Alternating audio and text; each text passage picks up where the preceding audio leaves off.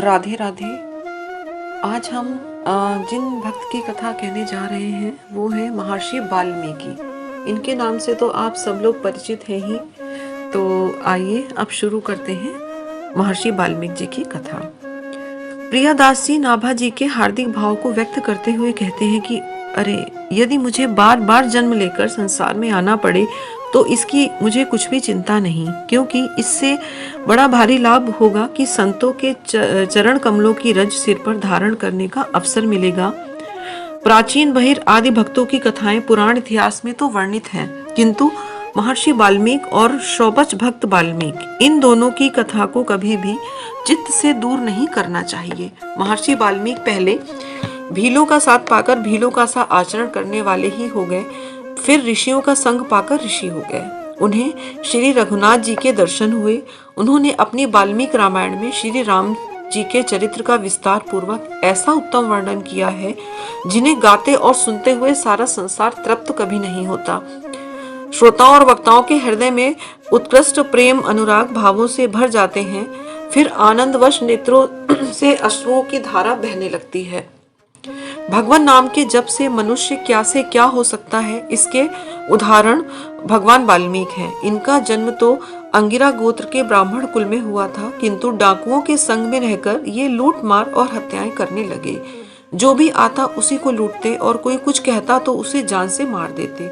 इस प्रकार बहुत वर्षों तक इन लोकान्वित क्रूर कर्मों को करते रहे।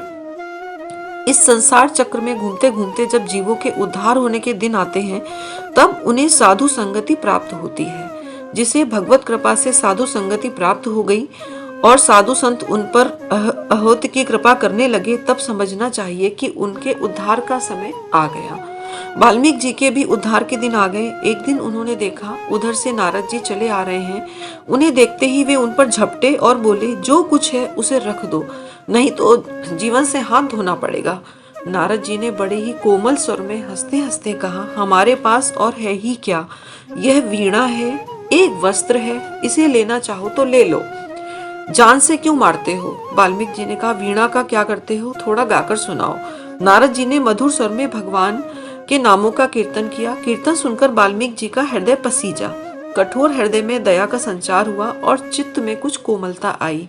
देवर्षि ने कृपावश उनसे कहा, तुम व्यर्थ में जीव हिंसा क्यों करते हो, प्राणियों के वध के समान कोई दूसरा पाप नहीं है। यह सुनकर वाल्मीकि जी ने कहा, भगवान, मेरा परिवार बड़ा है और मेरी आजीविका का कोई प्रबंध नहीं। ये सब मेरे दुख सुख के साथी हैं, इनका भरण पोषण मुझे करना होता है। यदि मैं लूटपाट ना करूं तो मैं क्या खाऊं। नारद जी ने कहा, तुम जाकर अपने परिवार वालों से पूछो कि वे खाने के साथी हैं या तुम्हारे पाप में भी हिस्सा बटाएंगे। मन में कुछ दुविधा हो गई। इन्होंने समझा कि ये महात्मा इस प्रकार बहाना बनाकर भागना चाहते हैं। उनके मन की बात जानकर सर्वज्ञ ऋषि बोले, तुम विश्वास करो, तुम्हारे लौटने तक हम कहीं भी नहीं जाएंगे। इतने पर भी तुम्हें संतोष ना हो तो तुम हमें पेड़ से बांध दो। ये बात इनके मन में बैठ गई। देवर्षि को एक पेड़ से बांधकर ये चले गए और वहां जाकर अपने माता पिता स्त्री परिवारजनों से पूछा कि तुम हमारे पाप के हिस्सेदार हो या नहीं। सभी ने एक स्वर में कहा, हमें खिलाना पिलाना तुम्हारा कर्तव्य है। हम क्या जाने तुम किस प्रकार धन लाते हो, हम तुम्हारे पापों के हिस्सेदार नहीं। जिनके लिए वे निर्दयता से प्राणियों का वध करते रहे, उनका ऐसा उत्तर सुनकर वाल्मीकि जी के ज्ञान नेत्र खुल गए। जल्दी से जंगल में जाकर मुनि का बंधन खोला और रोते रोते उनके चरणों में लिपट गए। महर्षि के चरणों में पड़कर वे खूब रोए।